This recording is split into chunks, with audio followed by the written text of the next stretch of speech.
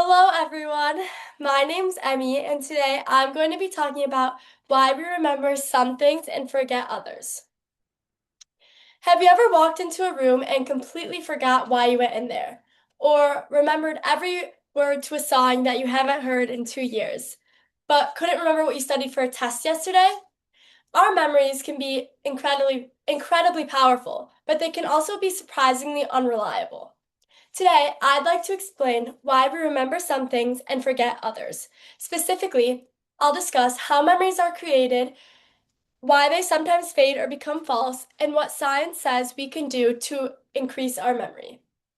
I choose this topic because memory affects every part of our lives. Whether we're studying for exam, meeting new people, or remembering important memories with family and friends, we rely on our memory every day. As someone interested in psychology, I wanted to understand how this incredibly cool process works. First, I'll explain how memories are formed. Then, I'll discuss why we forget some things and remember others. Finally, I'll share several research-based ways to strengthen memory. How memories are created. To understand why we forget, we first have to understand how memory works. Psychologists describe memory as having three main stages: encoding, storage, and retrieval.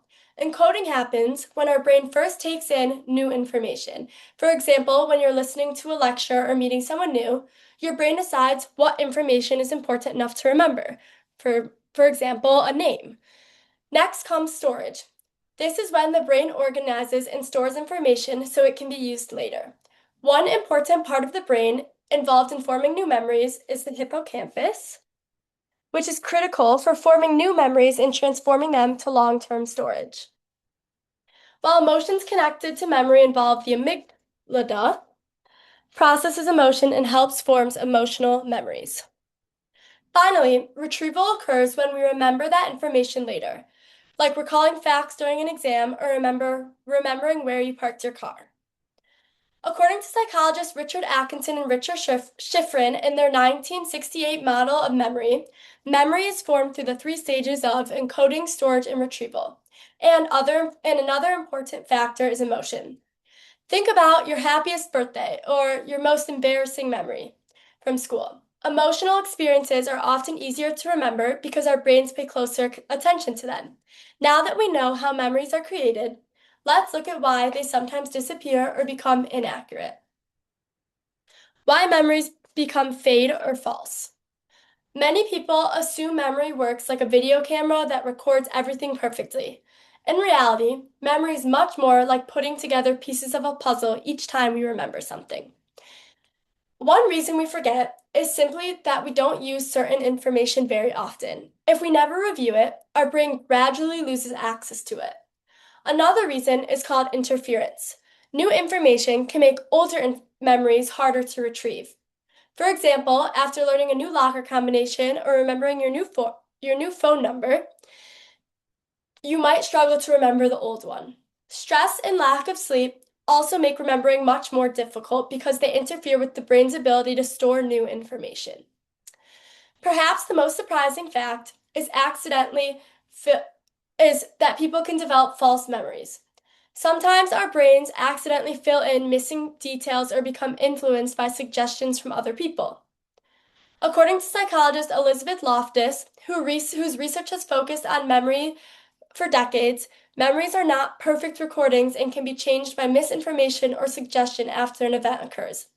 This shows that while memory is powerful, it isn't always perfectly accurate. Fortunately, research also tells us there are effective ways to improve memory.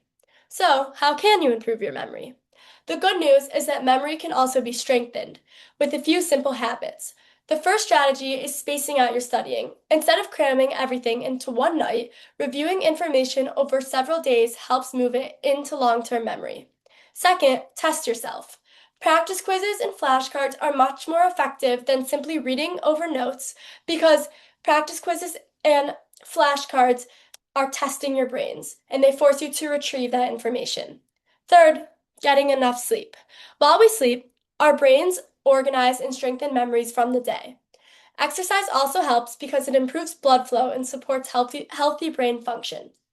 Finally, connect new Connect new information to something you already know. Creating meaningful associations makes information easier to remember.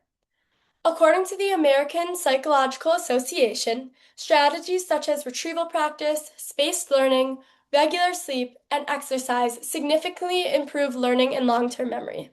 These techniques are especially helpful for college and high school students preparing for exams who are learning large amounts of new information. Today, we've learned that memory isn't simply about remembering or forgetting. First, memories are formed through encoding, storage, and retrieval. Second, memories can fade because of interference, stress, lack of sleep, or even become false over time. Finally, science has shown us that habits like spacing out studying, testing yourself, getting enough sleep, exercising, and making connections can all improve your memory. The next time you forget where you left your keys or struggling to remember something in class, remember that your brain isn't failing, it's simply following the fascinating way that memory works. Understanding how memory functions can help us become better students, better learners, and maybe even remember where you put those keys. Thank you for listening.